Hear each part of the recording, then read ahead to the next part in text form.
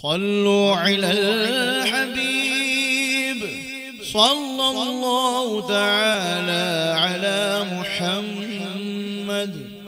The non-political movement of the propagation of Quran and Sunnah.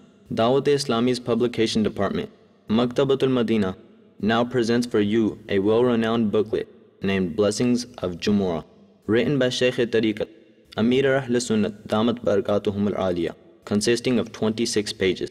You will find in this booklet, such as, when did our Prophet sallallahu ta'ala alayhi wa alihi wasallam perform his first Friday Salah, meaning of the word Jumu'ah, 5 special good deeds for Friday, the excellence of wearing turban on Friday, Hajj of the poor, and other useful information in addition to all the previously mentioned topics. You may download this booklet from the website of Dawat-e-Islami, that is www.dawat-e-islami.net. You are requested to buy this booklet from the various branches of Maktabatul Madina and distribute the books published by Maktabatul Madina in marriage ceremonies, tragic events, and congregational events in order to increase goodness in your book of deeds.